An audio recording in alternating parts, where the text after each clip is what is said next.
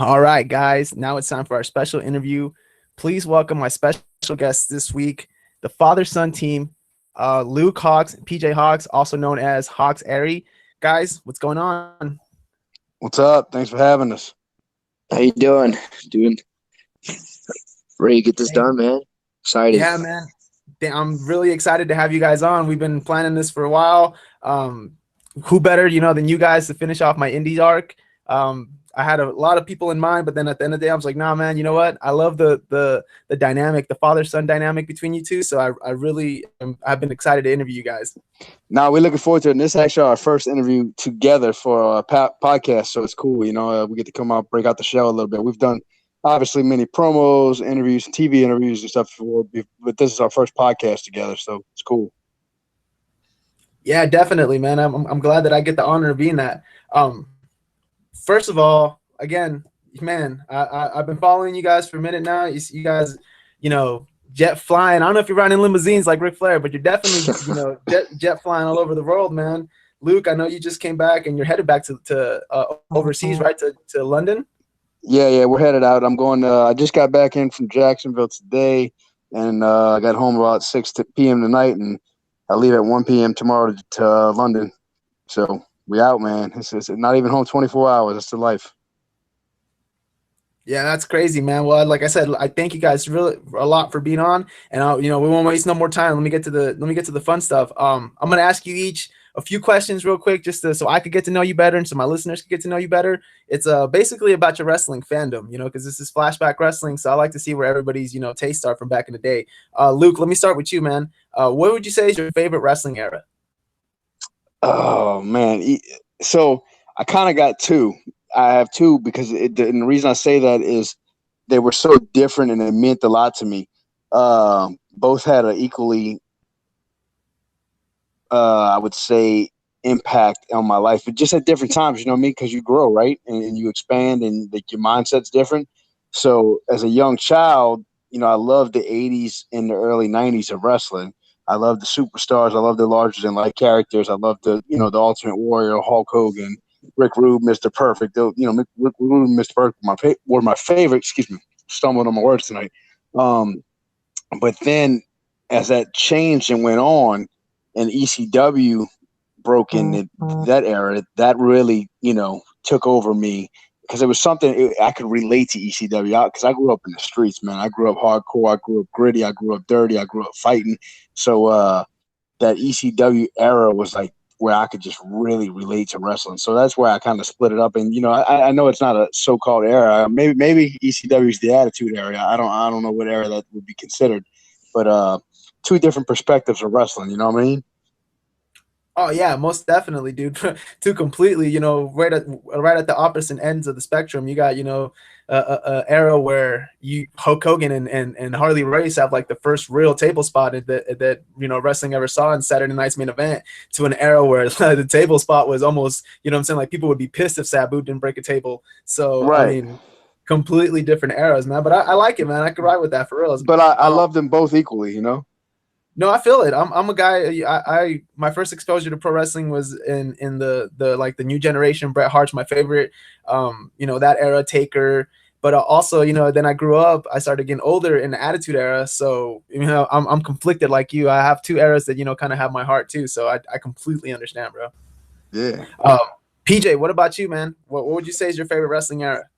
Uh, well, I finally remember watching because I was born in '98, so I was kind of the Attitude Era was at its peak, and it was almost over though. It was pretty soon going to be over with, but I mean, I remember watching when I was 3.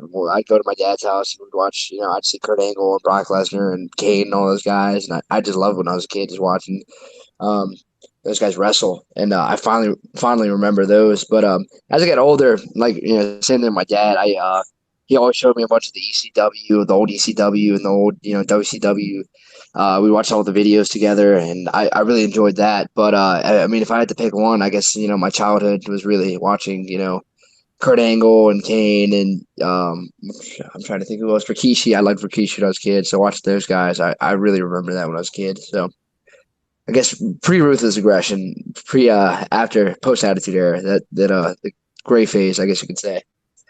Oh yeah, no, I feel it, bro. That was around my time too. So I mean, I remember those times, exactly very well. It's like that weird period right after the Attitude Era is over, but not quite in the John Cena Ruthless Aggression Yeah, era. yeah.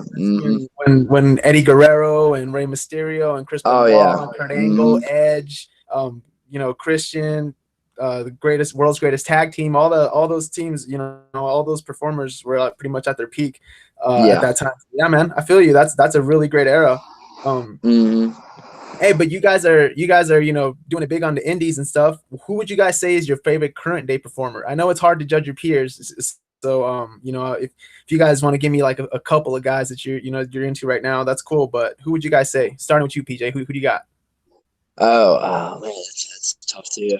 Yeah, I'm pretty indecisive when it comes to these things. Like I got a lot of favorites, but not really favorites, but people that I really enjoy watching and kind of taking things from. But I mean, I do like Finn Balor. I think he's a good wrestler, and I like the character too. The demon aspect is cool. But I try. I mean, Randy Orton. I always say is somebody that is very even though he's accomplished so much, very underrated now with all the wrestlers they have. But he's just so good. He's been on top of his game for a long time, and I feel like some people just kind of look past him because of everybody else is there. But Finn Balor and Randy Orton are some guys that I really enjoy watching nowadays.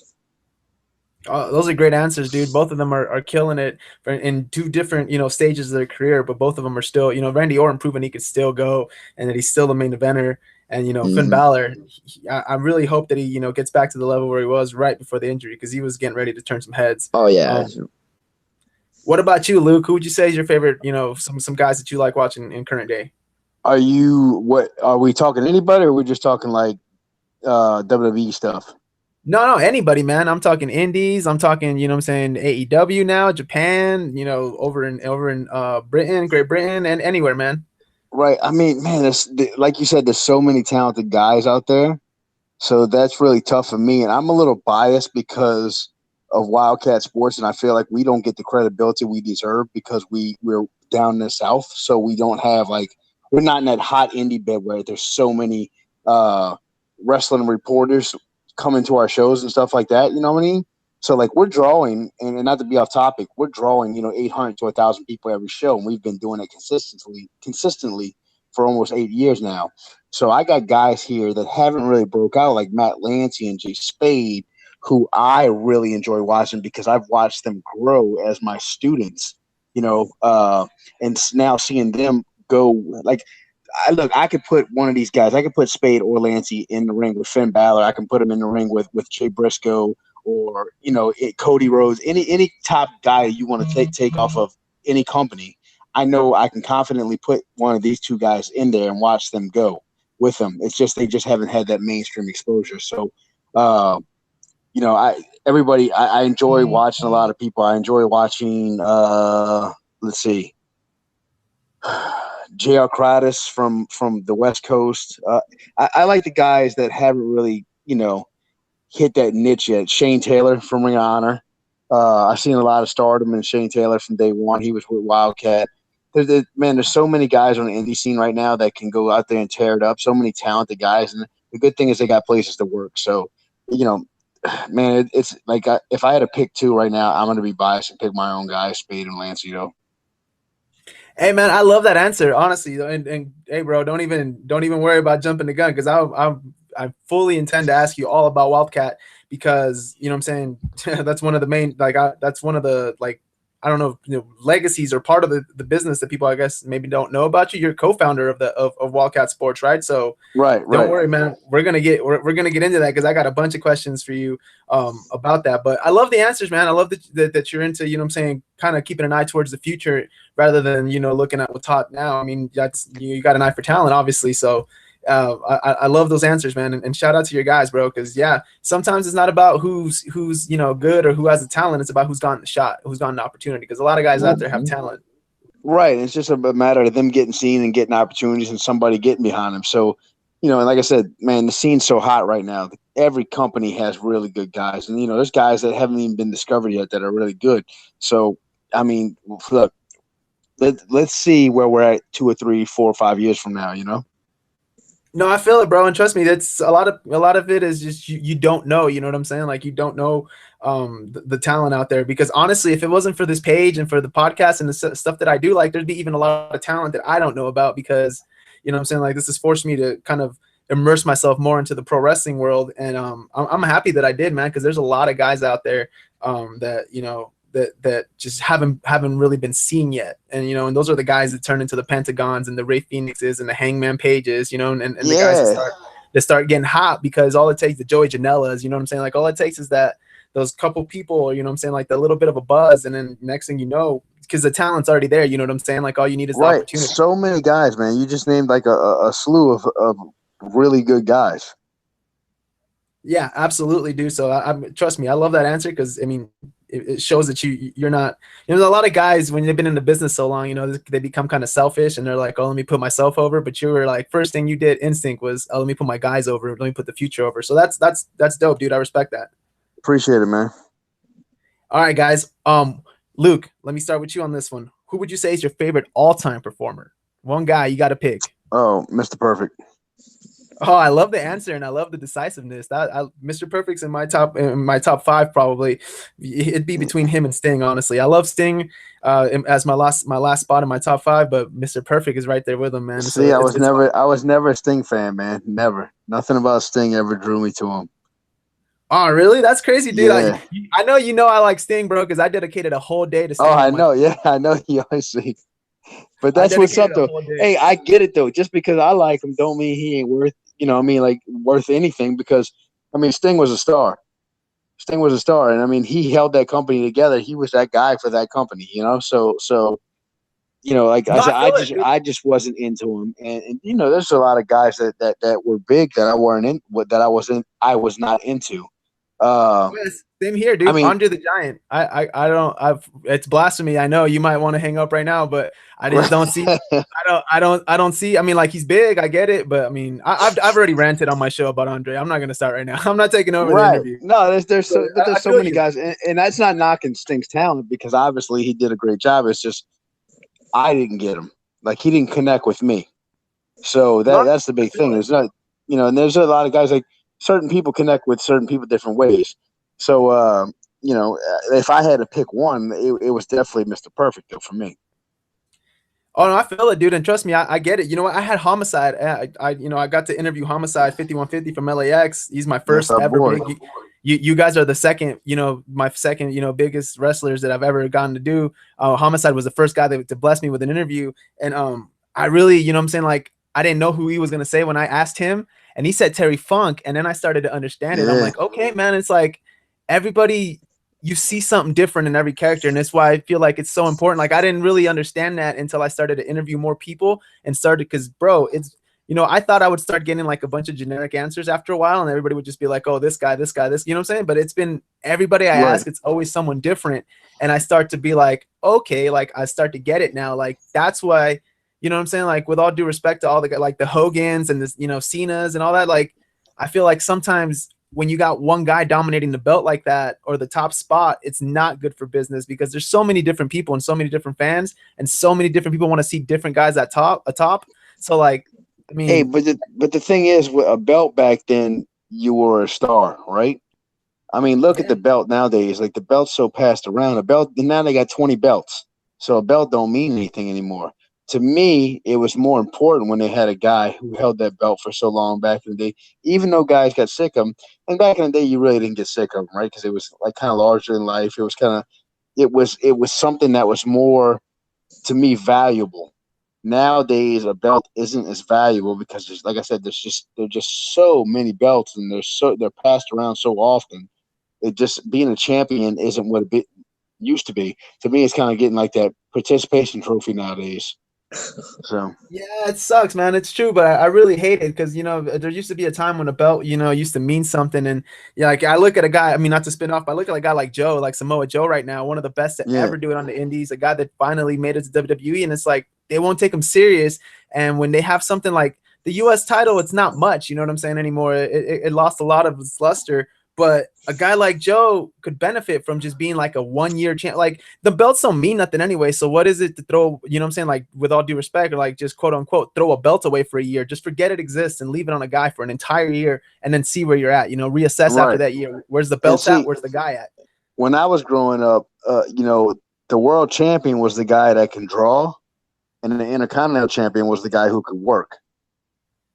So that was the big difference.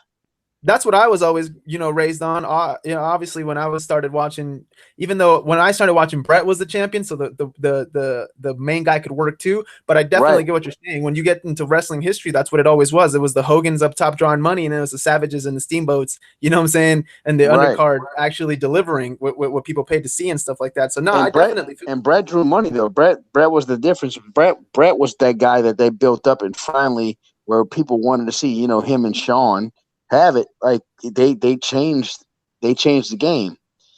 And I remember Brett.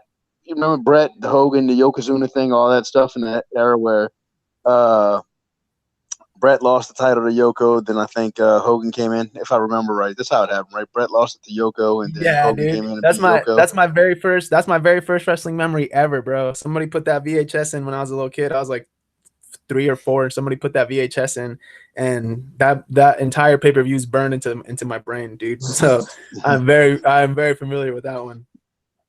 But it was great. All that stuff was great. It really was, dude. It's just I know WrestleMania 9 gets a lot of heat nowadays, but to me it was, I don't know. I loved it, dude. But hey, man, I love the answer though. I really do, because it was different. It's not, you know what I'm saying. I don't get Mr. Perfect too often, but I can kind of see it. I honestly like I could kind of see why you would go with Mr. Perfect. He kind of fits your swag a little bit. Yeah. What about you, PJ? Who would you say is your favorite wrestler of all time? Uh, for all time, for this sake, I'd have to say Kurt Angle, and I always liked him as a kid. I always enjoyed his wrestling because I mean I was always a fan of wrestling as a kid. Like the actual matches, and but I did enjoy the fancy part of it, the show, the extravagance of it. But I think he had it all, and he was always funny. But when it came to the ring, he was always very good. He was just amazing when he be in the ring. But as I got older, and especially once I did amateur wrestling, and I just saw like how he trained before and the work ethic he brought to pro wrestling with it, and also just the matches. I'm just like, man, he's just so good. Like whether he was, being a jerk to everybody and making everybody laugh and looking like an idiot, or just being in the ring and getting serious and just having a great match. I thought he was all around, one of the best, especially for somebody not coming from any wrestling experience at all, well, pro wrestling experience, just coming in and just taking over. So I'd have to say he's one of my top performers of all time. Hey man, you know what's funny? I kind of had a feeling you were gonna say Kurt Angle. You know what I'm saying? Yeah. I was like, I kind of already know where this one's going. Before you said it out in my head, I'm like, oh, he's gonna say Kurt Angle, and then you did. So hey man, Yeah. I'm glad I guessed that one. But no, man, I see it. Honestly, I definitely see it. I watch you guys' matches, obviously, and hey bro, you guys both get down, but PJ, you definitely bring something different, bro. You know what I'm saying? Like I saw the tag team match you guys had at Reality of Wrestling. Was it Okay. against Fly Def? Yeah, Fly Yeah. Def. Dude, when you got in there and then you just started going amateur on them, and you start getting them in like the cradle and you go for a pin, and I'm like, oh shit, okay, that's different. Like you don't see that too often anymore. You know what I'm saying? There used to be a time where like two guys who had an amateur background would sit, you know what I'm saying, like kind of like Shawn Michaels and Kurt Angle at WrestleMania 22, where you know what I'm saying, like they kind of try to go move for move and stuff like that, and you don't see that too often. You don't see grappling like that anymore. So it was definitely, you know what I'm saying, like pretty cool to see you do that. So that kind of had the idea that you would go with Kurt Angle, man. Yeah, I appreciate that. And I mean, I got a list too. It always changed, especially when I was a teenager. I definitely was more of a punk fan, but as I just got older, just like my style too, I'm like, yeah, Angle's got to be. He's moved up to number one for me, so for sure. Oh, I feel it, bro. Trust me, I'm a big Angle fan too. Mm-hmm.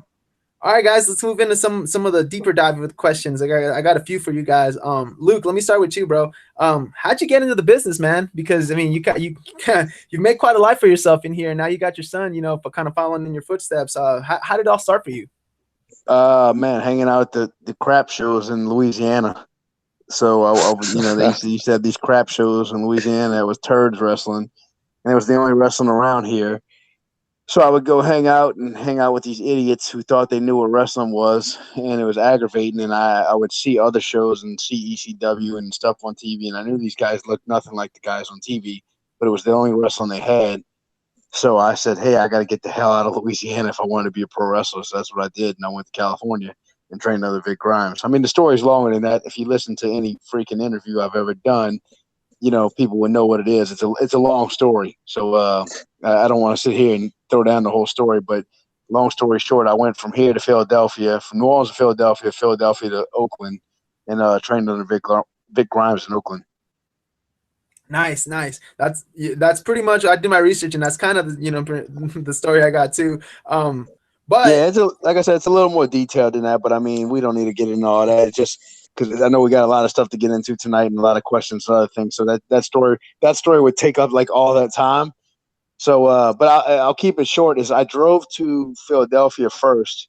The guy I was supposed to get connected with in Philadelphia completely ignored me when I was out there, and I did not want to come home. So I drove straight to Oakland, California, and knocked on Vic Grimes' door because I used to mail him VHS tapes of me backyard wrestling.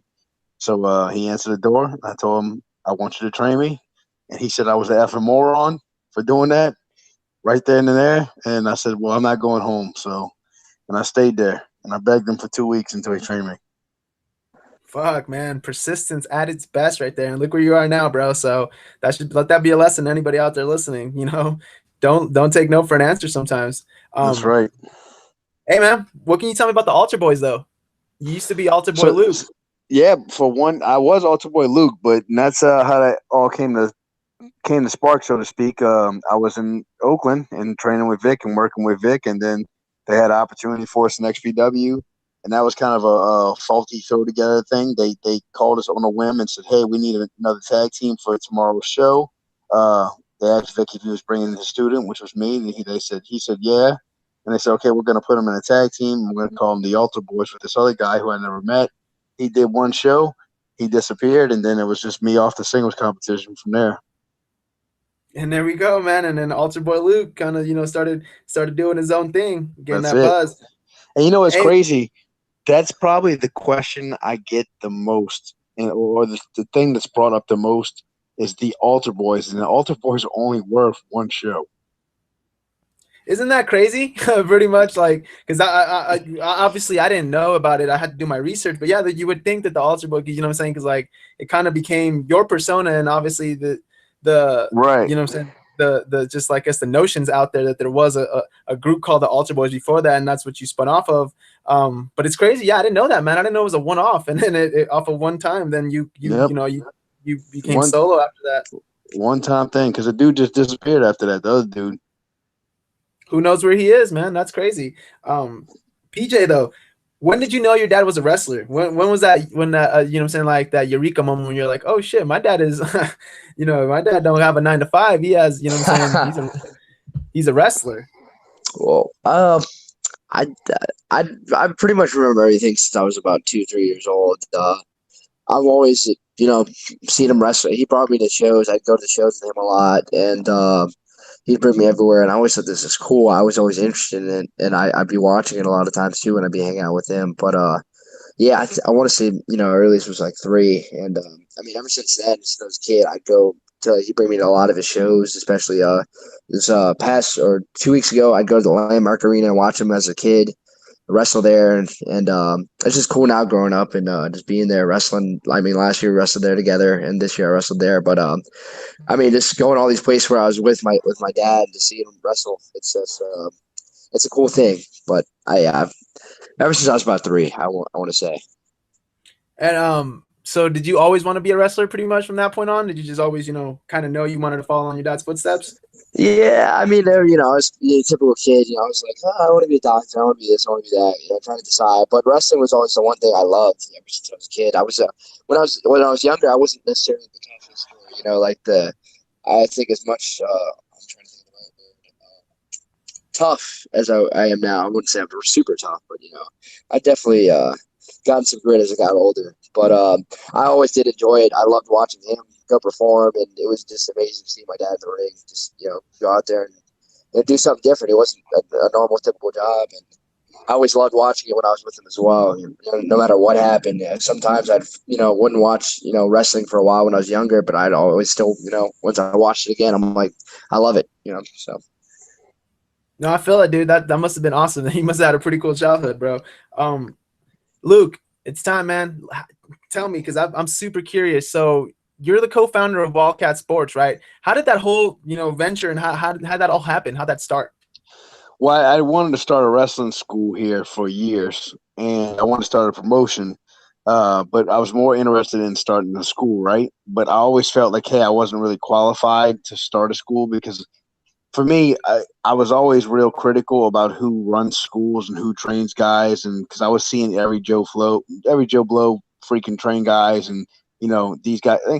Again, it goes back to the upbringing in Louisiana and seeing the turds here and these crap indie wrestlers who were never trained properly or never trained, real. They just bought a ring and started wrestling.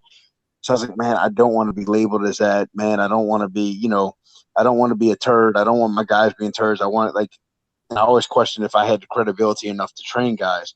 So I was like, eventually, after becoming successful in wrestling and starting to make a career out of it, I was like, now I have the credibility. Now I'm going to open up a wrestling school. And at the time, Orlando Jordan was living in Louisiana, who was one of my closest friends. And he wanted to open up one too. Like we had talked about it in the past. I'm like, dude, let's open it together. So it was really majority my idea, but I know he wanted to open up a wrestling school, and he was an excellent coach. So he had a great amateur background, some boxing background. I know he played his character, and he had his even his sexual preference. Like it back when Orlando's a bisexual guy, but he was still a good friend of mine. And in that era, people weren't as open about that as they are now. So people looked at him differently. You know what I mean? For that. So I didn't care though. So I was like, dude, you my boy. Let's open up this school. Orlando, we ended up opening it up, and then about 3 months into it, he had a little tour in Australia, broke his leg, couldn't fly, ended up staying in Australia, and the rest is history. And here you are, man. And let me I want to ask you about something, because you said the credibility, and you said you didn't know about your ability to teach and be, and all that. And I it's crazy. wasn't worried about my ability to teach. I was worried about the credibility to teach and going, hey, well, who's this guy? What's he done? Where's he been? Can I connect my guys? Like, what am I going to do with my guys once they're trained? Can I book them on other shows? Do I have the connections to get them, WWE tryouts, Ring of Honor tryouts, or this company, that company, book them on other shows? Where are they going to work? I didn't want them working turd shows, so I had to obviously run my own events, and I wanted to do that anyway. But I wanted to run my own events so I can have a safe place for these guys to work and make sure they're proper. Everything's proper, and they're not getting in a ring with some guy who doesn't know what the hell he's doing. No, I feel it, bro. And I was just gonna say, like, how crazy is it that from a guy that didn't think he had the credibility to a guy that was a guest trainer at the WWE Performance Center, right? Oh, You, exactly. tell me a little bit about that. What was that experience like? How did it feel to kind of, you like you said, you didn't think you had the credibility to train anybody, and then the number one company on the planet is telling you, yeah, you're credible, bro. Why don't you come in and talk to our guys, our young guys in training? So Right, how did right. that feel? No, it was good, man, because I had been doing similar things for years, and then I was down there in 2013, and I was at the camp. We did the tryout camp, and it was me. Who else? Adam Cole, Michael Bennett, Smith James, who's what's Smith James' wrestling name now? Uh, God, I can't think of it. Bull James, Bull Dempsey. Oh, Bull Dempsey, yeah, yeah. Yeah, yeah. So, and and a bunch of other guys like Ty Dillinger and all those guys. So, we went and we did this camp that like they always have now. They didn't have them as often as they have now, but back then they'd have like once or twice a year. So when I did mine in 2013, they were telling me we we really look at you as a coach. We look at you as a guy who makes superstars.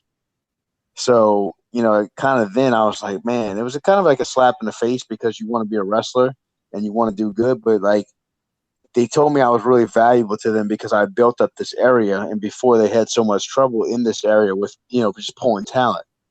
So It was, and it was cool because, at that age, I was still really young. I mean, that was 6 years ago now. I'll be 38 next month. So think about that. I'm in my early 30s and I'm already credible as a trainer, but I also had so much life left in the ring that I don't want to give up, and I'm still not giving up because I got, like I said, right now I got a lot of life left in the ring. So, but yet at the same time, I'm training guys and I'm putting guys on the map and doing this and doing that with them, and then trying to build these successful careers for other people as well. And even with my son, that's kind of the part of tag. The point of tag a team with my son is not only to do something that's special, something that hasn't really been done before full time, but to do something so he can learn, and I can sit there and I can protect him and teach him the ropes and teach him, because when I came in the ring, it was a different era, and I'm not old, but I'm still kind of a little old school. I was on that edge of the old school where the mentalities was changing, and they were still really protective about the business. So I'm still really protective about the business. I'm not really, I'm not the like a lot of these guys today, they don't respect the business. And it's, that's one thing that really drives me crazy and aggravates me, because I get it. It's entertainment, but it's also a business, and it's also something I think, a magician doesn't give away his secrets, right? A magician doesn't go out there after.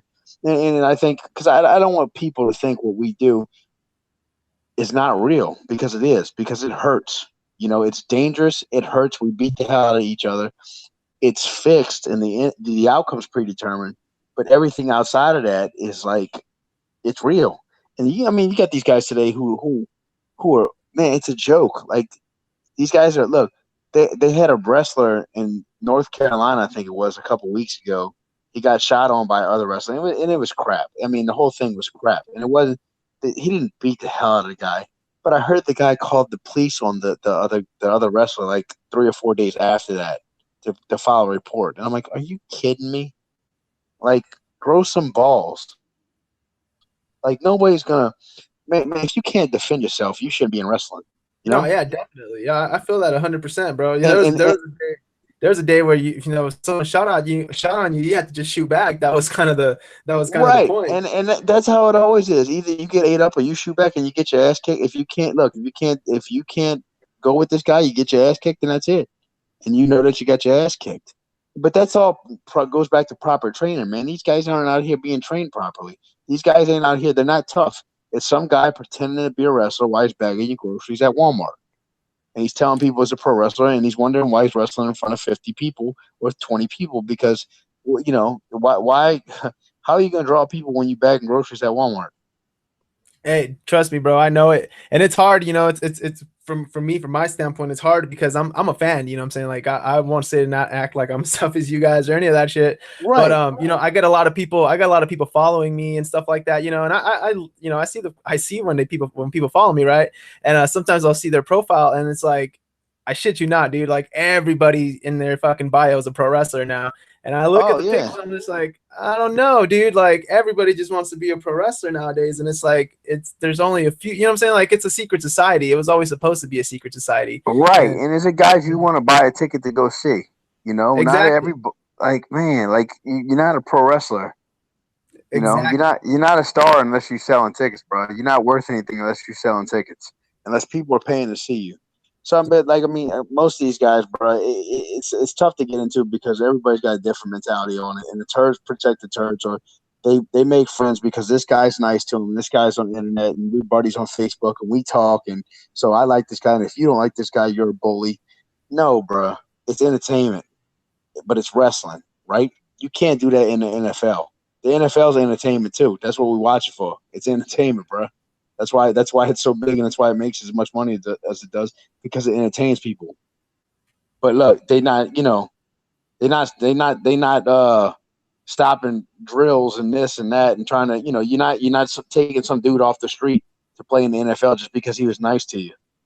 You can't not go through collegiate football and all that and just jump right into the NFL because you're friends with somebody. No, yeah, for sure, dude. And then you see too much of that nowadays, for sure. Which is why, what you're doing is really important, because you're taking quality guys, and you're, like you said, you're kind of bringing talent to this area that was untapped, kind of. You know what I'm saying? Like an area for WWE or not just WWE, because now there's more. There's a lot more everybody.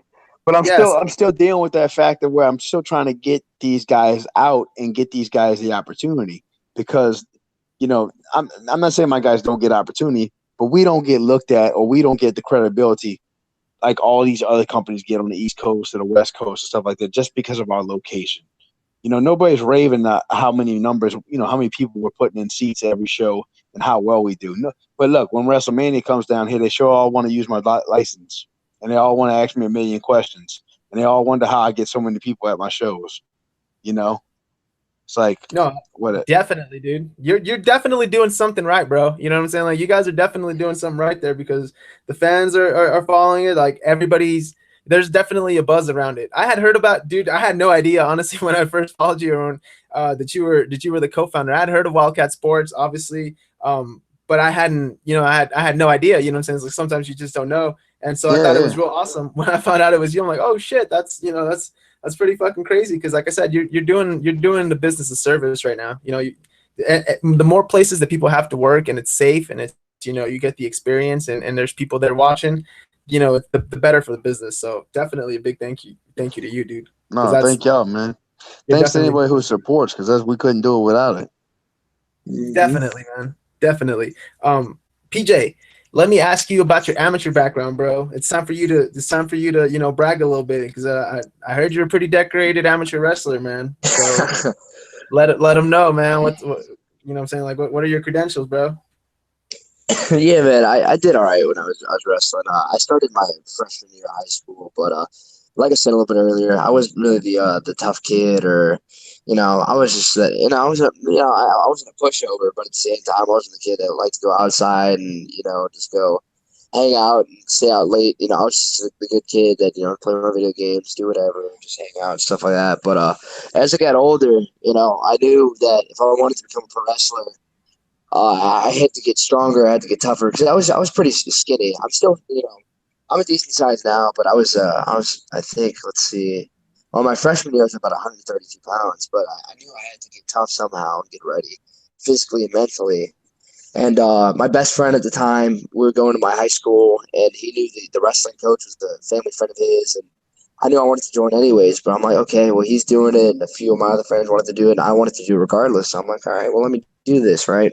And yeah, we did cross country early on, but then wrestling season came in October, and I mean, I guess you could say the rest is history. My freshman year, the season, I was about 132 pounds, and I just, was trying to learn everything. It was a whole different ball game. I was always pretty good in shape. I ran a lot, and so I never really got out of shape cardio wise. But I'm like, man, this is crazy because I'm learning how to take people down, do all this kind of technique, but it was just so different from what I normally do because, I mean, it's not just grabbing somebody and taking them down. There's ways to do it. It's all as I got older, I had to learn, the angles, how to, if I go a certain way, it's easier to take somebody down or, being on my knees and not applying pressure, somebody can get up. And it was just, it was kind of mind blowing, but it was cool at the same time because I like to challenge myself. And it was a really good challenge for me. I always had to wonder, okay, let's say I didn't win a match, my freshman year, I couldn't learn this technique. I'm like, all right, how can I get better at this? How can I learn how to do this? And, I'd watch YouTube videos. I'd, ask my coach for more advice, go over the seniors. I'd wrestle, whoever. I didn't care what I did. And I think that's how I got better. But, yeah, my freshman year at state, I think my overall record was 18-18. And I went 0-2 at state. And my coach is talking to me, and he's like, if you stay, I'll make you a champion, but you got to put in the work. And I'm like, yes, sir, that's what I wanted to do. And I mean, from there, I just went on. That summer, I wrestled freestyle in Greco State. I took first in Greco State and second in freestyle state as a freshman. I went to Oklahoma State. I traveled around the country, trained in Oklahoma State, just wrestling those guys. And I mean, that program itself, if you look them up, they're historic. I think they have 30 NCAA titles in total now, but back in 2013, they were still a really good program, and I just kept training. Sophomore year, I think my record went from freshman year I was 18-18. Sophomore year I went 39-12, and I mean it's a big jump. And took fourth at state, and I think I repeated freestyle Greco. I started going to regional tournaments in Atlanta and junior duels for the national team for Louisiana and Oklahoma. And same thing, it just kept picking up, and I just kept getting better. I kept putting in the hours and trying to wrestle whoever I could, who was better than me or who I could learn from and taking from that. And, I just kept getting better. But the thing I really loved about it the most is, of course, it's cool to say I'm a state champion, I won these tournaments, stuff like that. But I really take away the lessons I learned in life from it, because it really made me a tough person. And I mean, my team is my family. They were, we always hang out. We always talk. My coach, I look at him as another father figure. He was always there for me, pushing me mentally. Besides my dad, he was always there as well. But Coach Furtado, as a coach, was a great person. He'd always be there for me, help me train, give me advice, get me there mentally. All my assistant coaches, my dad too. We always, help me work out, eat properly, technique. He'd work with me too, even though he only wrestled, a certain amount of time in high school. But he'd always be there to help me. And I do the same thing too now as an assistant coach at over my old high school. We're in North Carolina for regionals, but my guy just took fourth at regionals right now, my heavyweight. But it taught me to be tough, and any life lessons. I can overcome any adversity I can, and that's really what I love about it. I know give me a that credit. whatever. Oh, yeah, I'm getting there. I'm just saying, what I really enjoyed about it. But the life lesson I've learned, like I was saying, what I really enjoyed was just, I became a tough person from it. I knew that I could achieve anything, and I've taken that to pro wrestling as well. It's just, there's always going to be road bumps and things that are hard to deal with. But, if you put in the work and, really have that attitude that you can do it, you can achieve it. I just feel a lot of people don't believe in themselves, and, But, yeah, going to the achievement side, I'm sorry, going to the rant, I could talk about wrestling all day when it goes to that. But, yep. 3-time state placer in folk style, 2-time Greco-Roman and freestyle state champion, and also a 2-time Louisiana national team member throughout my high school year, which is 4 years. I only wrestled 4 years. And give me a whole record total. I believe it was 139 and I want to say 45. Oh shit, that's impressive. Oh Yeah. damn. Hey, Yeah, don't worry about talking about wrestling, bro. It's a wrestling podcast. Trust me, you're all good, bro. It's all good. But yeah, I was looking for the credentials though, because honestly, I saw the promo you cut on Stevie Richards. So I was like, all right, I want him to cut that promo on the podcast. But I like where you took it too, though. So it's all good. Yeah, I mean, like I said, I like to talk about it too, but I was just, as a coach perspective, I was in coaching mode this weekend, just talking about the other aspect of it, how it plays to pro wrestling as well. I mean, obviously my credentials help me a lot here too, but it's the mentality that I think that really helps me in the ring. My work ethic that really helps me, just at least become a decent pro wrestler, so far good, and help me, progress with my dad as well right now. No, I feel it, bro. Trust me. I'm sure you're gonna be super happy that you got those. You know what I'm saying? That talent. You know what I'm saying? Like it's already paying off. You can already tell it's making you a different type of pro wrestler. So definitely, props to you for being able to do that. Luke, let me talk to you about your movie career, bro. You're kind of a budding movie star as well. A lot of people, might have seen you in Fate of the Furious or Logan. Those are probably your two biggest roles to date. But tell me how you got into the movie business, bro. Man, the movie business just kind of came from wrestling. It actually came from Vampiro. So I did my first movie in 2007 when we were filming Wrestling Society X in 2006. Vamp was doing a documentary on himself, and then they were going to film a movie off the documentary. And that was going to be in Guadalajara, Mexico. So Vamp wanted me to do him and his producers wanted me to do a little spot on the film. So I flew down to Mexico, did that, got broke in with that, and then I wanted to do more movie work, and I didn't know how to do it. So I started trying to make some connections in Los Angeles every time I was out there. One thing led to another. Met a couple people who set me up with a guy in Louisiana who was a pretty big name actor named Louis Hertham. And me and Louis had breakfast, and Louis said, hey, man, you should really give the stunts thing a go. And he brought me to meet a stunt coordinator where they had an open tryout. They had 20-something people come, and I was the only guy that they kept from the people who showed up to the open tryout. So then I started training for a couple of years with a guy named Phil Odell, who was a stunt coordinator. Phil kind of took me underneath his wing, and eventually got me my SAG card in 2009, and then just started, kind of getting opportunities from there. And I say that's the short story of it, because the hard work and the long story is everything that goes into it, and how many times I got told no, and what I went after and what I got told no for, and what I learned from those experiences. Kind of like Perry's wrestling thing, the amateur wrestling, and what you learn from it. So it wasn't like I just put some work in and then started getting some lucky breaks. I was killing myself, and I was legit killing myself, struggling, trying to make it and work a job and wrestling and trying to make a name for myself in wrestling and chasing the movie stuff. And, after I worked for one guy, I got a good opportunity. They gave me a break. They seen I did a good job. So the next guy said, oh, he worked good for this guy. And you kind of let on to different things. So you do a good job for somebody, they want to talk about how well you did and how, they can trust you and this and that and how safe you are. And that led to other jobs. And then that would lead to another job and another job and another job. And then, so that's how kind of my movie career took off. And now I work consistently. I'm always filming something. I got 2 big films dropping over the summer. One called Wounds. That'll be a horror film that's coming out on Netflix. I got a nice little role in that. And then I also have a movie with Jamie Foxx coming out over the summer. I think it's coming out. It should be coming out over the summer, unless it gets pushed back. But that was tentatively scheduled to be called Power, but I think they're going to call it something else because of the TV show. So it's kind of like a comic bookish superhero style movie. So it's going to be really cool. Oh man, that's awesome, dude. That's a dope story, because I really was curious. Like I said, there's a lot of wrestlers turned actors and stuff like that, but you don't really see too many guys that are non WWE or non, what I'm saying, like right. they have more of a spotlight. So you kind of carved your own way in there. So I think that's even more impressive. Honestly, you took the hard route and you still made it. So right, and that's a cool thing. None of them have done as much as I have done, or or still to this day done as big a thing as I've done, unless they, inside the WWE. And still, those guys still haven't like caught on with it.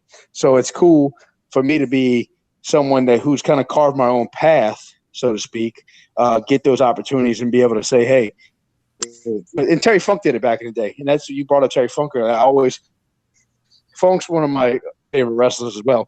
But that was always a really cool connection I had, because I used to see Terry Funk in the movies, and it was different than the Hulk Hogan movies. You know what I mean? Like it was just like this normal movie, and it was like a Hulk Hogan movie to me was cool because it was Hulk Hogan, it was a whole movie. But like when I seen Terry Funk in like Roadhouse, I freaked out. I'm like, dude, it's Terry Funk. It's Terry Funk.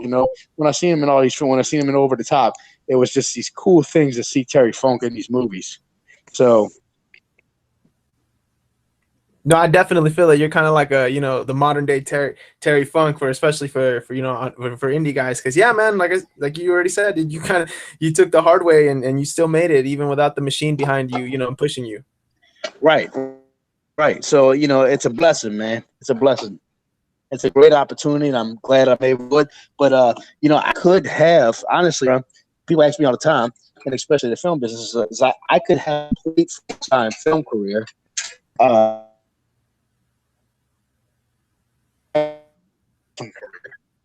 And that's, I love wrestling, man. I'm a wrestler first, and I'm an actor and stuntman second. So everything comes off of that. So I respect it, man, because there's a lot of guys that would just say, fuck it, let me just be an actor now and let me save my body and have more money. So, yeah, exactly. Exactly. I respect a lot of people like that. They're like, when they see the money and the opportunities you get off the movies, like, why do you do this, man? I want that, because a lot of people don't even get in the because they love it. They get it because they get money. So in reality, it's really difficult to make money in wrestling. Yeah, it really is, dude. So yeah, what you're doing, trust me. You got to put your time in, right? Yeah, for sure. Let me ask you both. This is a topic that I want to ask you both about. Let me start with you though first, Luke. Your feud with Matt Hardy, man. Tell me a little bit about that. That's definitely something that snuck under my radar for a while. But going back and doing the research, you and Matt Hardy have a pretty historic past, huh? Yeah, well, that was the feud that really put me on the map. and really took me to a new level because he was the first like top guy who I got to go spend some actual time with in the ring, and it was believable because it was all real. He really got hurt in the first time we had an interaction in the ring, and that was just a freak accident. But of course, I got blamed for it. So because I was the one who pushed him. So when he fell off that top rope and he just pancaked out and his head hit the floor, he almost freaking died. He went into convulsions, bad concussion. But I mean, the dude's tough as nails, bro. The dude's tough. So he made a comeback. We went into his program. We ran with it. It drew money everywhere we went. We sold it out, and just people were begging for it all over. So that was the first guy that I got to really have a program with that took me to a new level and showed me things where, I worked with a lot of good guys, but I wasn't working programs all over with somebody in different crowds and different environments. And, the East Coast crowd is different than the West Coast crowd. The Southern crowd is different than both of them, or the Midwest crowd. So that was cool to take that to different places. And, some places hated Matt Hardy and wanted to see me kill him. Some people wanted to see Matt Hardy kill me. And there was no like heel or face promos, so to speak. Maybe I was more of the heel, but it was just some people hated him because he was Matt Hardy. So they wanted to see this guy kick his ass, which was cool. Here we go to one town and they wanted to see Matt Hardy kill me. We go to another town, they want to see me kill Matt Hardy. So, that was cool. Yeah, definitely an interesting dynamic. PJ, you even got in on this feud a little bit. Tell me about the time Matt Hardy slapped you, bro. And please tell me there was only one take. Man, I'm still feeling it right now. I'm just kidding with you. But yeah, I was about I think I just turned 14 at the time. I was 13, 14, had my long hair, and my dad, I thought it was, he's wrestling for Extreme Rising at the time, and he almost, I remember that he almost killed Matt Hardy in I think Pittsburgh it was, and I'm like, oh, that's crazy. And then lo and behold, I get kind of put into it, and it was really cool because it was I think this is the first time I really was involved with wrestling with my dad. Got a little taste of it, and yeah, we did that, and I got slapped, and that kind of blew up. Everybody's like, "Oh my God, he slapped Luke's son! Like, what is he gonna do?" Obviously, because I mean, my dad was put in bad light because he pushed Matt out the top, but then Matt got at the same time as well because he just slapped his son. So, and I believe I refed one of their matches. I think it was Monroe. They were wrestling in Monroe, Louisiana. If that's right, huh? Yeah. Yeah, the wrestling in Monroe, and I got to ref that match, and got involved in the match down here when we had one at Wildcat. But it was just really cool to see that little feud. It just blew up, and just being involved with the two, just even a little part of it was just very fun to do, especially at a young age. Oh yeah, definitely. I bet, dude. What was that first Monday like back at school after you got slapped by Matt Hardy? Everybody's on YouTube. Yeah, everybody's on YouTube pulling it up, and they still pull it up now. They're like, Perry. First off, they're like, PJ, is that you with the long hair? I had extremely long hair back then. Second, I was like, oh my God, you got slapped by Matt Hardy. So usually that's the first thing that says the hair, and the second one's I get slapped by Matt Hardy. But yeah, it's just really cool. Everybody's talking about it. So like I said, especially being 13, 14, it's cool stuff. Yeah, definitely, man. That must have been awesome. Hey, Luke, let me ask you real quick. Before we move on a little bit. Right now you're the WAW heavyweight champion, right? So no, not no more. Not no more. Man, I'm late on it then. I've been I've been relieved of those duties a while because I haven't been over there in a while. I don't even know who the champion is right now. I was gonna ask you because I don't know if a lot of people know. Roy. So I think Roy Knight is the champion. I know he holds one because there's a few titles there as well, and Roy holds one of the titles, and he's got a big father-son match. He's wrestling his son, and it's crazy because me and Roy are very close, and then Roy and his son Ricky Knight are Perry and Ricky are very close.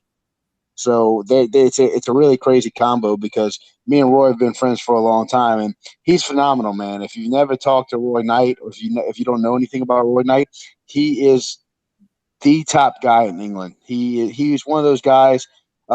He would have been a massive star right now if he wouldn't have gotten some trouble. he got a, if you see him fighting with my family, it kind of outlines it a little bit, but it didn't go into detail. So he got in a bar fight, and like he was like the first guy from England to come over to the States and wrestle for Ring of Honor and XPW and CZW and stuff. I don't even know if he wrestled for CZW. Like he came over, him and Johnny Storm, and then he got a lot of buzz around his name, him and Johnny Storm, and he got in a bar fight in England and went to jail. And then Johnny Storm and Jody Fleisch started coming over for CZW. So, but like he was, he was locked up for stabbing some guy, and it's sad because like and he got out, man. The dude's talented. He's not a bad person. He just got in a bar fight and it was with a bunch of guys, and he ended up stabbing one of the guys because there was so many guys or something, and then ended up going to jail and getting convicted because of the weapon. So if not, the dude would have been of course you know who Paige is, and you know her story. So, but if not, man, Roy would have been a massive, massive star in the U.S. because he's so damn good. Now he could actually come back over here. He's actually came over here and wrestled for Wildcat last year at WrestleMania. We did a father-son tag match where it was me and PJ versus Roy and Ricky versus Damien and Bestia 666 from Mexico. So we did an international father-son tag match, which was really cool. Oh, that's awesome, man. Yeah, no, for those that don't know, yeah, that's a promotion over in England that's owned by Paige's family. Obviously, those of you that are seeing, Fighting with My Family would be familiar with a lot of the names you dropped. But in case you're not, look it up. And yeah, I mean, that's where I'm headed. I'm headed back over there tomorrow. We got a big show in Norwich, England at the soccer stadium this week. This week coming up. And I mean, it's the biggest show in their history. They've already sold over 3,000 plus tickets for it. So it's, they're expecting over 5,000 people. It's massive. So, and they got everybody and anybody there. I'm there. Billy Gunn's there. Sam Bodie's there. Bob Holly's there. Cody Hall's there. The whole Knight family's there. I think Paige is going to be there. So, and then all their local, WAW stars. And they got a big soccer star who's been training with him, Grant Holt, who played for Norwich, who was like the best player on the team. So it's a really, really big show. And I'm really looking forward to heading back over there for this. No, definitely, man. It sounds like it's gonna be super awesome. But hey, man, I've taken up a lot of you guys' time. Let's move on to the name game, and then I'll get you guys out of here because I know you guys are very busy. Basically, what we're gonna do here is I'm gonna throw some names at you and basically see where you guys rank them in each category. I have one category for each of you, and then I was gonna do one at the end for both of you because that want to be father son. Let me start with you. How are we ranking them? What's the ranking?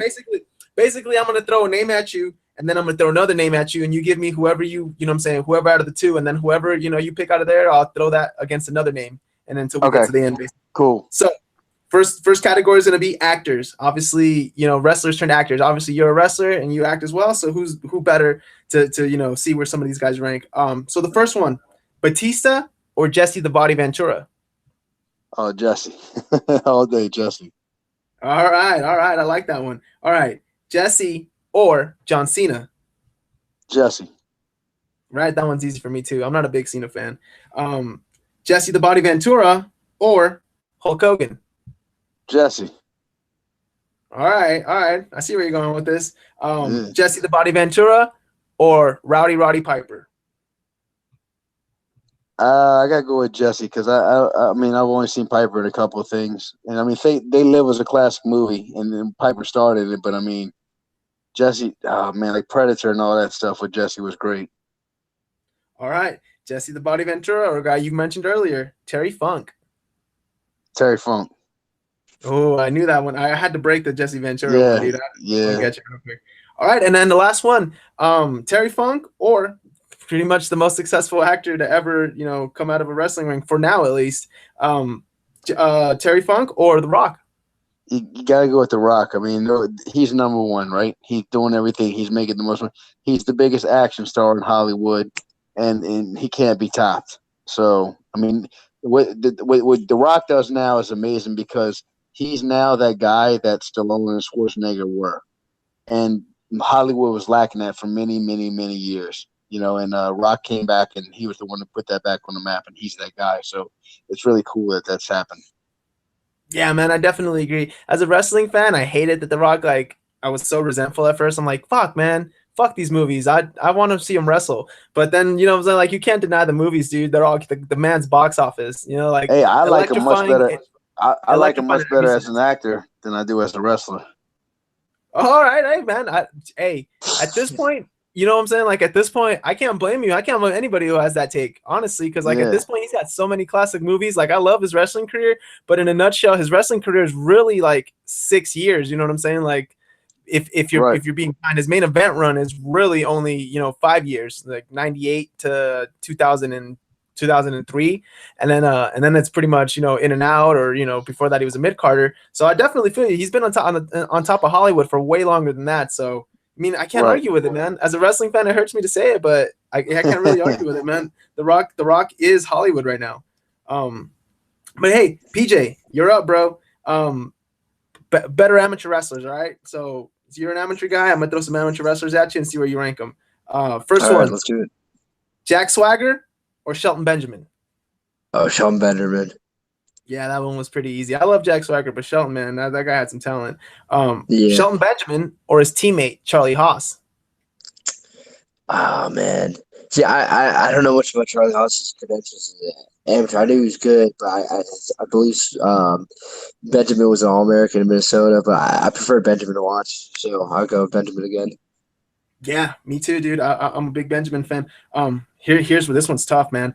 Shelton Benjamin, Dolph Ziggler. Oh man, that one is tough because I mean Ziggler's. I mean, Hall of Famer. yeah, he's good. Hey, what he's got the most winningest record at Kent Yeah, State. Kent State So, Hall of Fame. but I mean, in the ring, he's just so good too, though. I'm gonna go with Ziggler. One out.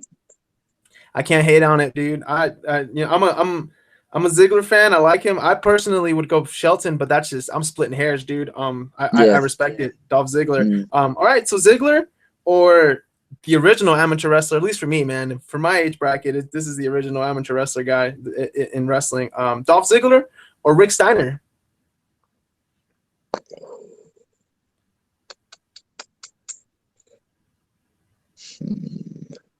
But this is tough, man.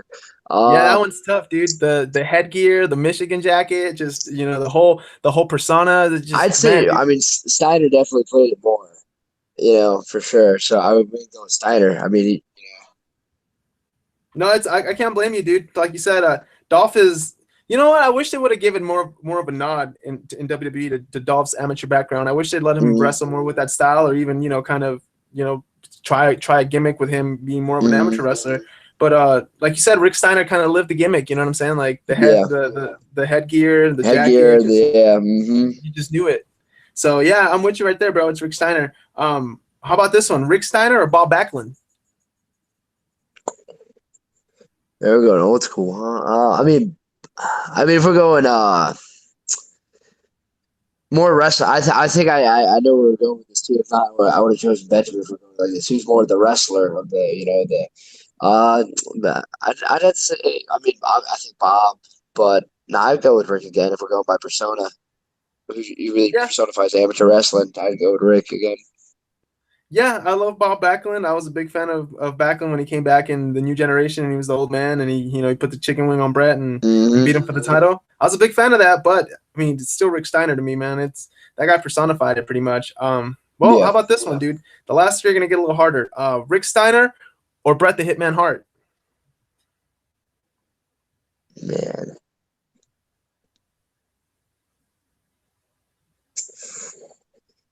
I mean, I'd have to go with Brett just because. I mean, if you watch wrestling, it's just fantastic. I mean, if we're going by who personified, the look, Rick obviously, but Brett, I think, I don't think he would. I know he was successful after wrestling, but I mean, if you ask anybody, he's a top on anybody's list of just a technician in the ring. So I'd have to go with Bret Hart. Hey, bro, you never go wrong picking Bret Hart on my podcast. I promise you that. So I'm right there with you. So Bret Hart or Kurt Angle? Kurt Angle. Yeah, you were quick to say you were quick to pull that trigger, bro. I respect it though, man. I can't. You know what? The one match in my childhood or in my wrestling fandom that I wish and I regret that we never got to see. And I love Goldberg, but I also blame him fucking horribly for this. Is Bret Hart versus Kurt Angle? You know what I'm saying? Like we got to see Kurt Yeah, and Shawn, and it was a classic. And that would I, have been some magic, I think. I agree. yeah, I believe Brett and Kurt would have delivered on the same level had they been given the shot. So man, fuck, man, I'm a little upset that it happened, but that he didn't get to happen. But fuck, it is what it is. But how about this one then? Kurt Angle or Brock Lesnar? Well, I'd still go with Kurt. But I think the difference for me with Brock though is just, I mean, he's jacked up, man. And, but I mean, Kurt had a way more successful amateur career as well, and I think also, I mean, a better wrestler. I mean, I do enjoy watching Brock, but I think Kurt definitely personifies the style more. But Brock is just, especially back in the old days when they were him and Angle wrestling all the times. I mean, he was jacked up. That was cool thing about Brock Lesnar, especially when I was a kid. I'm like, man, this dude is massive. He definitely looks believable beating anybody up. You know what I mean? But I'd still go with Angle for sure. Yeah, me too, man. I love Brock. Brock's a physical beast, a specimen. But it's Kurt Angle. I don't know if you heard the story about the time that they Oh actually yeah. I heard Angle tied him up. Yeah, Angle had him, dude. You know what I'm saying? Like Angle had him. So I mean, I personally would like to believe that Angle could have taken him. I'm of the school of thought that in his prime, at his peak, Kurt Angle, I don't think anybody could touch him in the ring. I don't think anybody could shoot on that motherfucker. Maybe Haku. I don't know. Maybe one of the Samoans, but to me, Kurt Angle, one of those guys. You can look at his credentials. I mean, two-time NCAA champion. He was one-time world champion, one-time Olympic gold medalist, and I mean, like he always says, he won over the broken neck. But I mean, you just watched him, man. He was tough. You know what I mean? And I mean, his training was just insane too. What he did, and I think, I mean, obviously it took a toll. I mean, that pro wrestling took a toll on his career. I think it's definitely limited on him. Why, at least is his first WWE run.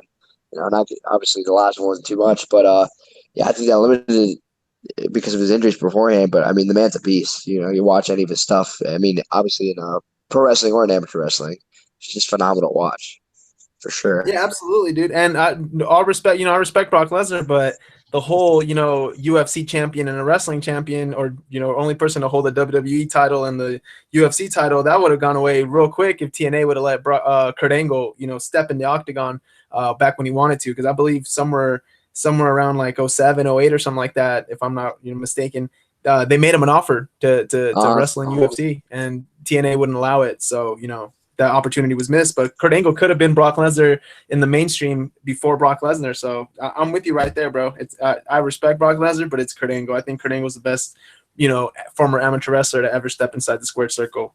Oh yeah, for sure. All right, guys, last category, then I'll get you out of here.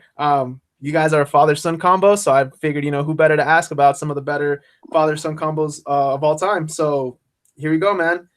Luke, I'll let you go first, and then I'll shoot the same one to Perry. So Dusty Rhodes and Dustin Rhodes, or Jerry Lawler and Brian Lawler? Oh, the Rhodes. That one's pretty easy, right? What about you, PJ? I'd have to agree with that one too. Yeah. All right.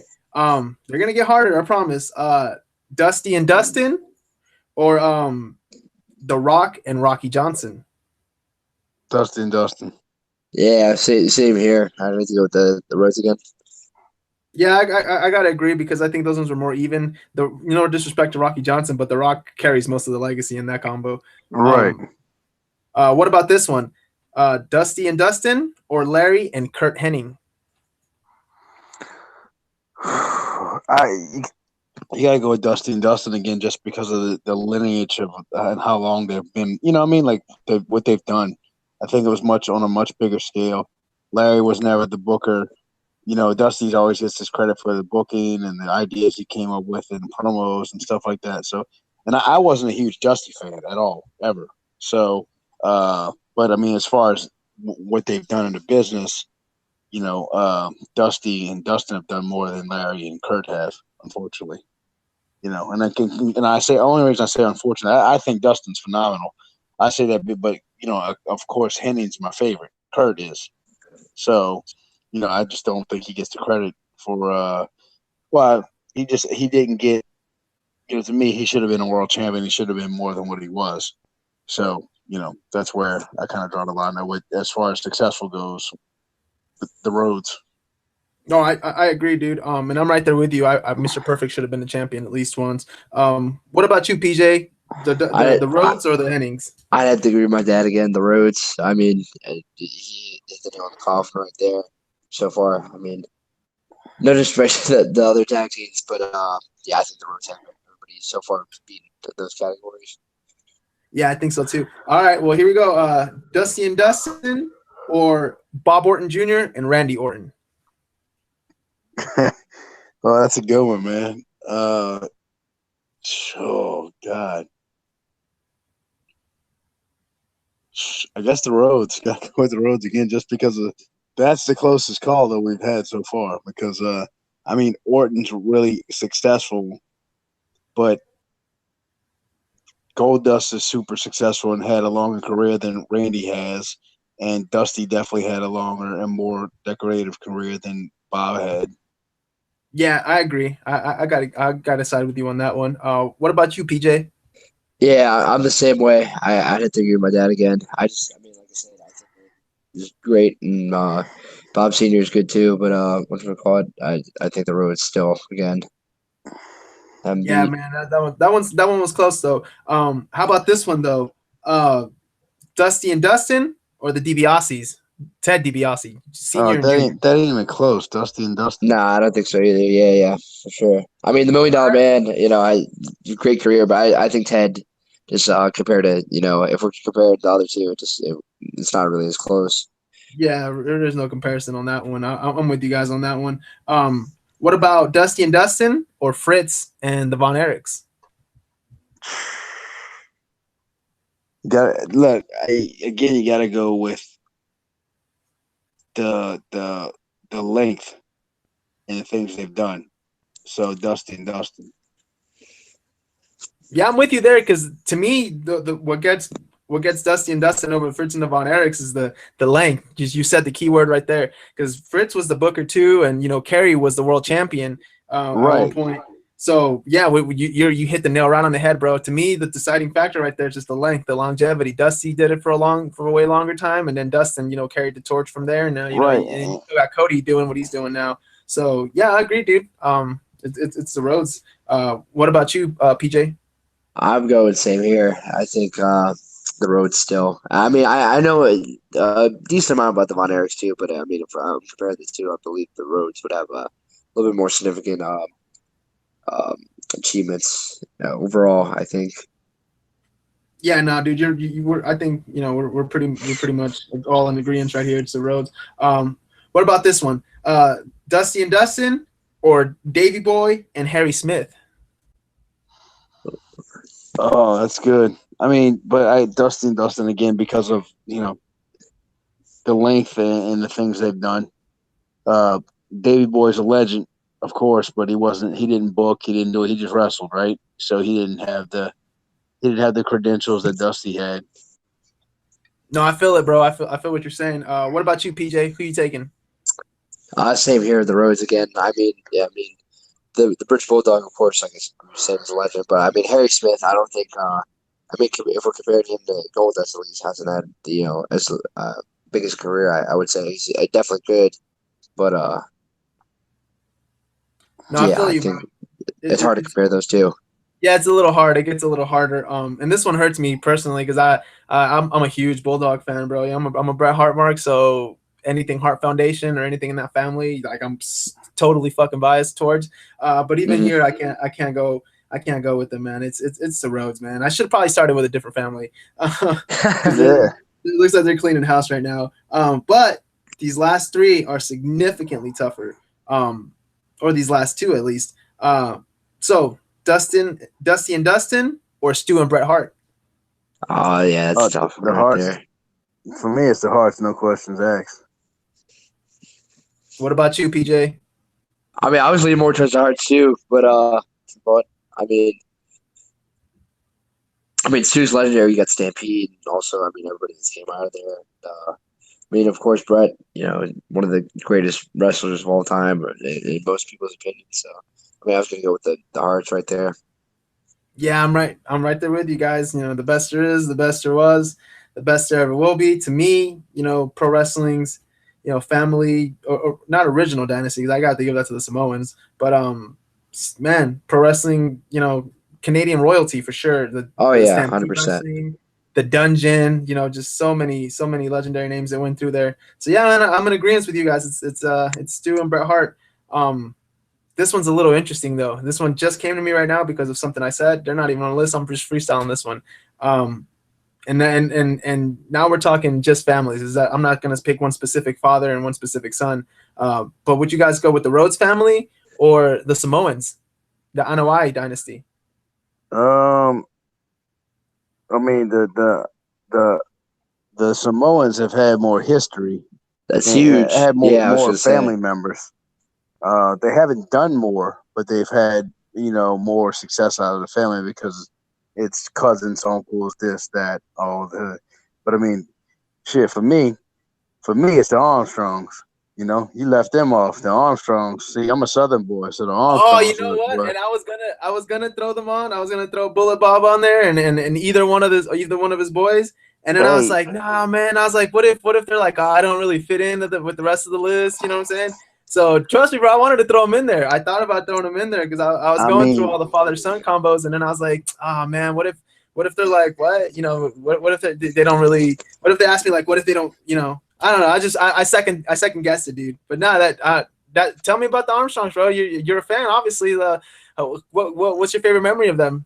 yeah, it's just. I mean, working with them for me, I learned a lot from them. They always treated me really well coming up as a young guy in the South, and seeing some potential in me. So, now they are very high up in WWE. Uh, Bullet Bob's, of course, a legend. Brad Armstrong was phenomenal in the ring. I mean, if you go back and watch some Brad Armstrong matches, bro, the dude was a machine. He died way before he should have. But the Brad Armstrong was a machine. All the boys could work. All of them could work and all of them could go. You go back and watch all the old Scott Armstrong matches. Uh, and Scott was reffing it. Scott went from wrestler to reffing in WWE to, you know, an agent. So I mean, like, and then Road Dogg writes SmackDown and several other things. Like, and Road Dogg was in one of the hottest groups ever, DX. So it's that to me, just being a Southern boy too, the Armstrongs for me take the cake for me. And it's crazy, dude, because this is the second time that that Bullet Bob and the Armstrongs have made kind of like because I told you guys I interviewed Homicide first, Yeah, and the creation of LAX pretty much revolves around Bullet Bob Armstrong and Road Dogg and TNA with Conan. You know what I'm saying? Like they were their little group, and then they broke up, and that's why Conan forms LAX. So I think it's kind of almost poetic that Bullet Bob comes up one more time when I'm talking with you guys, and yeah. that's awesome, man. I didn't know that they had such a big influence on you. But yeah, man, shout out to the Armstrongs because they were great. Like you said, Brad Armstrong gone way before his time. I've always felt that Brad was one of the most underrated guys, especially if you don't want to go as far as pro wrestling. Some people are definitely in WCW. He's a guy that in WCW just, I kind of felt bad because it's like they use him to get so many people over and get great matches out of so many guys, but it's like he just never got the push that he deserved. Yeah, well, he never. I mean, he never got the push, but he never. I mean, they tried to do things with him. It never clicked. But he was one of those guys that could just go and go and go. You know what I mean? He was so good. It's like Tracy Smothers or Bobby Eaton. You know what I mean? And Bobby Eaton obviously got more of a rub from all those guys, but they were just so good in the ring. No, I definitely feel what you're saying. Definitely, guys were better than what their position showed for sure. Right, right. All right, guys. What about this last one? And I'll get you out of here.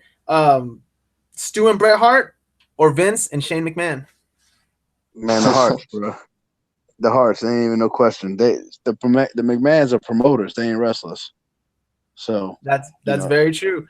But one of them's been world champion, believe it or not. Fucking Vince wouldn't put the strap on fucking wouldn't put the strap on fucking on Goldust. He wouldn't put the strap on Henning on fucking Rude, but he put it on him fucking himself, dude. Or Mark Henry. He should have put it on Mark Henry, bro. Dude, he should have put it on so many fucking people, and Bulldog, you know what I'm saying? Like so many different guys. And he put it on himself. That shit that always fucking got. And he put the ECW title on himself too. That fucking bastard. It is what it is, man. It's entertainment, and he played his role in the company, and it still plays his role in the company. So, I understand it. I mean, well, look, David Arquette was the heavyweight champion, right? Yeah, he was, man. Yeah, he was. Shout out to David Arquette, man. Yeah. Hey, well, PJ, did you by any chance were you gonna go with the McMahons? No. I mean, if we're going from wrestling movie wise, but I mean, I did. I think they're, for comparing accomplishments to achievements, I think obviously Vince, is did what he did back in this '80s and bought everybody out late '70s, '80s, bought everybody out. But I mean, I've always enjoyed Shane's matches though. I mean, he's not, he never really was like the wrestler, but I mean, most of the matches he wrestled in, were always crazy. He did stuff that was just insane. But I mean, if we're going, just wrestling wise, I think, the Hearts for sure, 100%. Yeah, man. Like I said, you can never go wrong picking the Hearts on my show, dude. I love the Hearts. So yeah, I agree with you guys 100%. And guys, I gotta thank you so much for coming on. Man, it's been such an awesome interview. I thank you guys for giving me so much of your time. I really appreciate it. I know you guys are both busy. Luke, go ahead, man. Let them know about Wildcat Sports one more time. Let them know where to find you. Let them know where to find PJ. Any shows you got coming up? Anything you want to promote? Now's the time, bro. I mean, social media is the key, right? So hit us up on social media. We got Instagram, we got Facebook, we got all that stuff. We got Twitter. The company's page is at Wildcat Sports, WILDKAT. It's cat with a K, at Wildcat Sports. My personal pages are at Luke Hawx 504, LUKEHAWX 504. Check that out. So anything you're looking for, we got. I do a lot of workout tips on my pages as well. Big in the fitness game and the powerlifting game, so I love that. And then you got Perry, so you can check out PJ's stuff. Pete, tell them where your stuff's at. Twitter and Instagram would be PJ_Hawx, HAWX, and Facebook would be PJ Hawx. I think PJ dot or P.J Hawx. And yeah, I mean, just posting a lot of wrestling, traveling, and also coaching stuff too. So that's my main game on the social media. Well, there you go, guys. Make sure you guys give them a follow.